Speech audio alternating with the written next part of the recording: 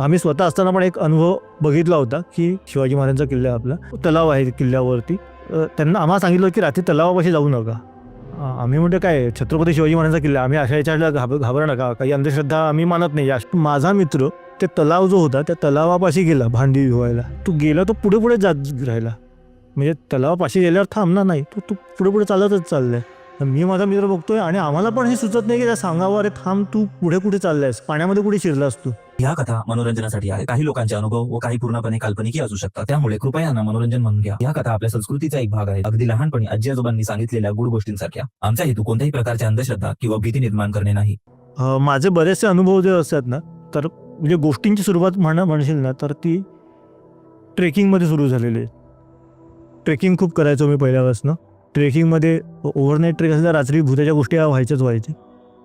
तो एक वेगळा माहोल बनतो. कॅम्प फायर वगैरे असेल काही केलं तर वेगळीच गोष्ट. अदरवाईज पण आमच्या भूताच्या गोष्टी या खूप चालायच्या आणि ट्रेकिंगमध्ये असे अनुभव पण आलेत. म्हणजे माझ्या मित्रालाही एक अनुभव आला होता आणि आम्ही स्वतः असताना पण एक अनुभव बघितला होता की एक किल्ला आहे, ज्याचं नाव नाही घेत मी, शिवाजी महाराजांचा किल्ला आहे आपला. त्या किल्ल्याचं एक तलाव आहे किल्ल्यावरती. त्या तलावाच्या जवळ थोडंसं आम्ही रात्री राहायचं ठरवलं होतं. सगळं आमचा ग्रुपने राहायचं ठरवलं होतं. तर आम्ही राहिलो. त्यांना आम्हाला सांगितलं की रात्री तलावापाशी जाऊ नका. आम्ही म्हणतो काय छत्रपती शिवाजी महाराजांचा किल्ला, आम्ही अशा याच्याला घाबरू नका, काही अंधश्रद्धा आम्ही मानत नाही अशा टाईपच्या. की त्या किल्ल्यावर काही असं तर पॉझिटिव्ह व्हाईबच असणार, निगेटिव्ह काहीच असू शकत नाही म्हणलं आपल्या किल्ल्यांवरती.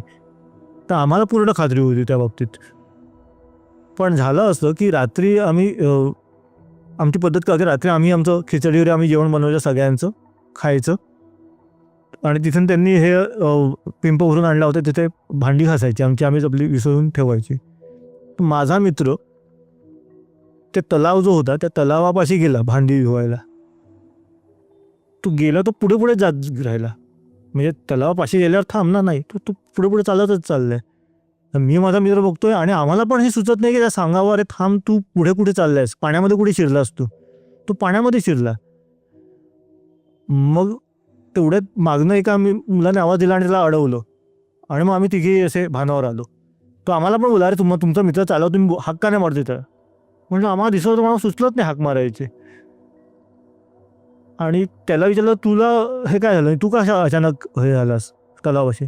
त्याला बोला माहीत नाही मला, पण मला पाण्याकडे बघून असं वाटलं की पाण्यात जावं. बरं त्या पोहता काही येत नव्हता, रात्री कोणी पाण्यात जावं इतका पण तो काय असा उत्साही नव्हता. तुला मग का माहीत नाही, मग पाण्यात जावं असं वाटलं. तो एक वेगळं हे होतं, म्हणजे तो निगेटिव्ह होतं की नाही माहीत नाही. हां, पण तो पाण्याचा कधी कधी एक खेळ असतो, तुम्ही खेचले जातात पाण्याकडे, आकर्षित होतात तुम्ही वेगळ्या पद्धतीने. तर तो तसा आकर्षित होत होता. मला ते एकदम तेव्हा जाणवलं की अरे आपल्याला सुचलं का नाही पण त्याला हाक मारायची, आपल्यावर काय झालं होतं. आणि आम्ही निगेटिव्ह माइंडसेट काही होत ना. कधी कधी असं असतं की आपल्याला मनात भीती असते वेगळी. आम्हाला किल्ल्यांवरती कधीच भीती वाटली नाही कुठल्या. मग विचारलं मी या तलावात काही नंतर काही झालं होतं, म्हणजे आपले ट्रेकर्स वगैरे जातात, त्या ट्रेकर कोणी बुडून मेला वगैरे असं झालं होतं का. तर तो आमचा ग्रुप लिडर बोला की असलं काही मला आठवत नाही, माहीत नाही, आम्ही चौकशा केल्या नाही अशा. पण झालं असेल, कारण बऱ्याच ट्रेकिंगच्या नावाखाली फालतू उद्योग करणारे लोक पण खूप येतात. त्यांना सांगितलं असतं पाण्यात जाऊ नका, तरी पाण्यात जातात. कोणी बुडाला असेल तर माहीत नाही, असं काही होत असतं. आणि एवढा वर्षांचा इतिहास आहे ना तिथे, काही ना काहीतरी. शिवकालीन काही नाहीये. अच्छा, निगेटिव्ह एनर्जी शिवकालीन तर डेफिनेटली नाही.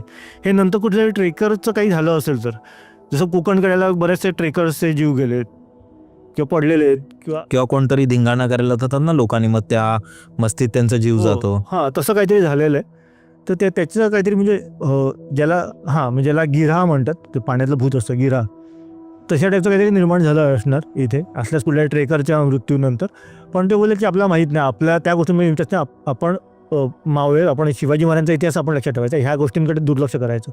म्हणजे दुर्लक्ष करायचं ते ठीक आहे, पण हे असं सगळ्यांच्यातून आमचं काय झालं असं की मित्र पाण्यात चाललं ते त्याला कळत नाही, आम्ही बघतोय आम्हाला सुचत नाही हाक मारणं. म्हटलं परत एकदा जायला पाहिजे म्हटलं त्या किल्ल्यावरती त्याचा अभ्यास करायला असं. पण जायचा योग नाही आला. पण फार वेगळं वाटलं तो अनुभव मला.